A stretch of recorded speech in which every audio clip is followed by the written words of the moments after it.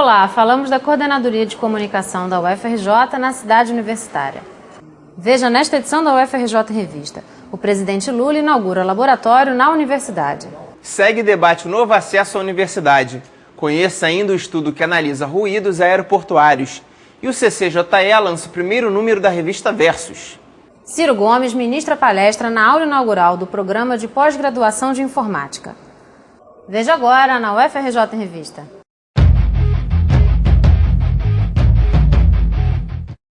Com a presença do presidente Luiz Inácio Lula da Silva, o Laboratório de Ensaios Não Destrutivos, Corrosão e Soldagem, o LNDC, foi inaugurado no dia 30 de abril. O laboratório, que pertence à COP, está entre os mais modernos do mundo.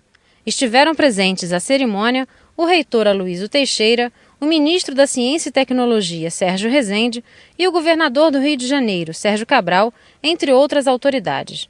Durante a inauguração, o presidente visitou as instalações do laboratório e assistiu a uma demonstração em um dos tanques, onde foi simulado um ensaio não destrutivo utilizando um robô e técnica de ultrassom para a inspeção de um casco de navio dentro da água.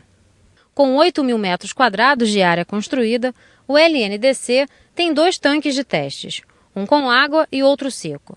O novo laboratório está preparado para testar equipamentos e materiais para a indústria do petróleo, com destaque para os que serão utilizados na exploração das camadas do pré-sal. O senhor esteve aqui há exatos 6 anos atrás. Certamente o senhor sobrevoou o campus da ilha, como hoje deve tê-lo feito também. E olhando, certamente viu a grande modificação que ocorreu na ilha da cidade universitária. Quer dizer, não é só esse prédio, esse laboratório que inauguramos hoje. O senhor posou ali no Parque Tecnológico. Há 6 anos atrás pouco havia. Hoje aquilo ali é um celeiro de iniciativas com vários prédios. Ali estarão sediadas alguns dos maiores fornecedores da Petrobras, o que cria uma sinergia enorme em termos de desenvolvimento científico e tecnológico. Em breve estaremos inaugurando o prédio do Instituto de Física, para cuja construção concorreu o ministro Sérgio Rezende, desde que era presidente da FINEP. O desenvolvimento do SEMPES, que está ocupando e construindo uma nova área aqui dentro. Tudo isso traz uma vida enorme à ilha da cidade universitária. O senhor fez uma coisa que há 46 anos não se fazia nesse país. E eu quero chamar a atenção para isso. Quer dizer, o seu governo colocou como prioridade, em termos de educação superior, não apenas a pós-graduação e a pesquisa, mas o ensino de graduação. E isso é uma novidade única nesses anos todos. Quer dizer, eu que entrei para a universidade em 1963, nunca vi um programa como o Reúne, cujo foco é o ensino de graduação. Isso está mudando a Universidade Pública Federal Brasileira. Nós estamos avançando em direções que teriam sido impensáveis alguns anos atrás. Quer dizer, a primeira delas é realizar o sonho de mais de 50 anos dos educadores desse estado e dessa cidade, que é reunir todas as áreas de conhecimento da universidade aqui nessa ilha, que por decreto do presidente Juscelino Kubitschek se chama Ilha da Cidade Universitária. O que isso significa? Isso tem um significado imenso do ponto de vista do avanço da nossa universidade. Porque certamente, se nós estamos empenhados em desenvolver soluções científicas e tecnológicas, também sabemos que a universidade é mais do que isso.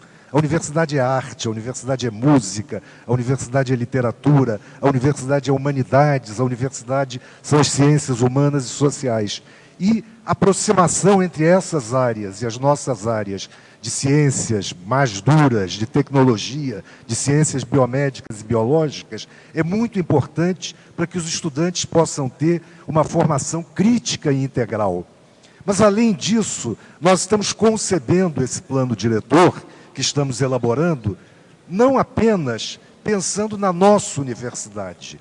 Quer dizer, nós achamos que a universidade é parte da cidade do Rio de Janeiro e parte do estado do Rio de Janeiro. Nós não queremos uma universidade cercada por muros e afastada da sociedade. E às vezes eu me pergunto, meu companheiro reitor, meu caro governador, por que durante tantas décadas se investiu tão pouco em pesquisa e na universidade nesse país? Porque não há explicação. Primeiro, eu defendo o direito de que todos pudessem estudar de graça. Até porque é obrigação do Estado garantir ensino para as pessoas. E eu sei que isso não é possível de uma hora para outra. Eu lembro que quando nós criamos o ProUni, alguns diziam: o governo está nivelando a educação por baixo, porque está colocando jovens pobres da periferia para fazer universidade privada com bolsa de estudo. Passado 2 anos, as 13 matérias pesquisadas, os melhores alunos eram os pobres da periferia do ProUni. Quando nós fomos criar o Reúne, o Aloysio sabe, não sei se o seu gabinete foi invadido, porque a pequena burguesia que estuda de graça aqui ou em qualquer lugar do mundo é contra que entre mais que 12 alunos numa sala de aula. E o que nós queríamos? Apenas copiar o modelo francês, colocar em média 18 alunos por professores. O que isso está possibilitando hoje? Desde que foi feita a primeira universidade federal neste país, até 2003, o máximo que a gente conseguiu renovar de alunos nas escolas federais eram 113 mil.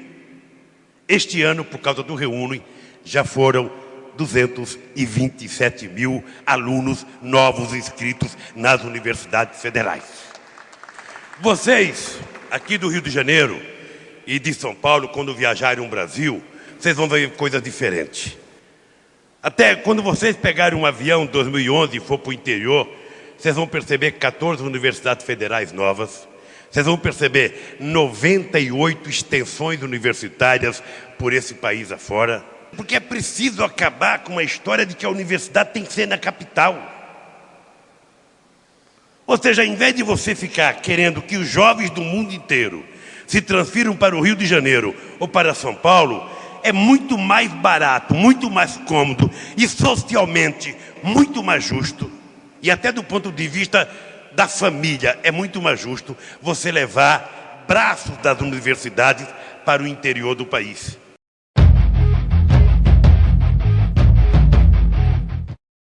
O SEG conheceu no último dia 29 a proposta da Comissão de Acesso à Graduação para a seleção dos novos estudantes para o ano letivo de 2010. A primeira fase do exame utilizará a nota dos candidatos no chamado Novo Enem, na prova contendo 200 questões objetivas. Quem obtiver as notas mínimas para a classificação realizará as provas de língua portuguesa, redação, além das disciplinas específicas de cada grupo. A discussão, inclusive, colocada pelos estudantes, que eu acho que deve ser o caminho, a gente estava conversando sobre isso, que é que o Enem, e o reitor tem sempre defendido isso, não seja uma avaliação terminativa, que ela possa se avançar para ser seriada, né? O estudante até falou lá da educação básica, ou seja, não é uma única prova que defina que o aluno vai entrar na universidade. E num processo como esse, ao longo período, a gente pode estar até abolindo nosso modelo, está construindo um processo que já seja natural, porque é ao longo da escola. Isso tem intimamente ligação com uma melhoria da escola pública no Rio de Janeiro, com o investimento. Então, é um processo que, se a gente não começar a construir agora, ele não será construído. O reitor Aloysio Teixeira manifestou simpatia pela proposta, no que considerou um avanço no caminho para uma universidade mais democrática. Eu acho que a gente está chegando a um posicionamento nessa relação com o MEC, em que assim, a possibilidade de adotar de alguma forma o novo Enem ficará inteiramente a cargo da universidade.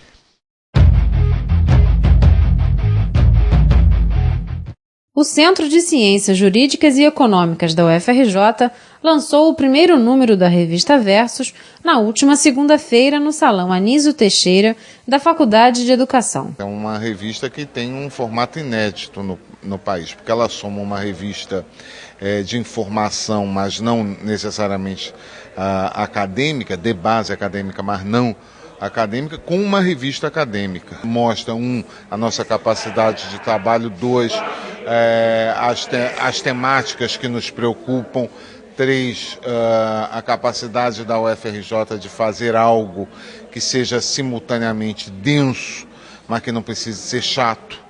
Não é? Então, eu acho que é um conjunto de desafios que esse formato e essa proposta supera e que eu acho que mostram a importância para a universidade. Márcio Postman, presidente do Instituto de Pesquisa Econômica e Aplicada, foi o convidado para ministrar a palestra em comemoração ao lançamento da revista. De acordo com os editores, as próximas edições da revista serão bilíngues. A revista está disponível através do site versus.ufrj.br. Quando se pensa em expansão de aeroportos, um dos fatores a serem levados em conta é o barulho, que pode ser prejudicial para a população do entorno. O Grupo de Estudos em Ruídos Aeroportuários da UFRJ avaliou a poluição sonora em aeroportos em todo o Brasil. Eu acredito que esse problema tem que ser atacado rapidamente para evitar no futuro de ter até que interditar alguns aeroportos. Antes de expandir um aeroporto, teria que elaborar um diagnóstico desse aeroporto para poder saber como é a situação. A partir desse diagnóstico, a gente vai saber o que pode ser feito. Até, às vezes, tem que reduzir o movimento nos aeroportos e não aumentar. De acordo com o professor, os equipamentos mais ruidosos estão sendo aprimorados, mas existem outras formas de se amenizar o incômodo. Nós temos trabalhado numa direção de fabricar, de produzir e estudar fachadas de residência que sejam menos permeáveis ao ruído, mas deixando passar um pouco da ventilação natural. Essa redução do ruído dos equipamentos, dos aviões em geral, é uma questão que está sendo tratada a nível internacional pelos fabricantes de avião. A principal medida a ser tomada para Islana é o diálogo entre as prefeituras e as autoridades aeroportuárias. De criar uma interface entre as autoridades aeroportuárias, que são representadas hoje em dia pela ANAC, Agência Nacional da Aviação Civil, e as prefeituras. A gente tem um zoneamento aeroportuário que vai definir os usos, como utilizar a terra perto do aeroporto. O zoneamento aeroportuário, como é feito hoje em dia, é completamente diferente do zoneamento da cidade. Que mesmo se tivesse boa vontade dos dois lados, existe o problema de ter duas formas de avaliar o ruído diferente e níveis diferentes. Existe um diálogo quase de surdos entre os dois, porque cada um fala uma linguagem diferente. E nosso trabalho justamente consistiu a desenvolver essas ferramentas que estão hoje disponíveis, que teremos o prazer de colocar à disposição das prefeituras para poder integrar o aeroporto no seu plano diretor.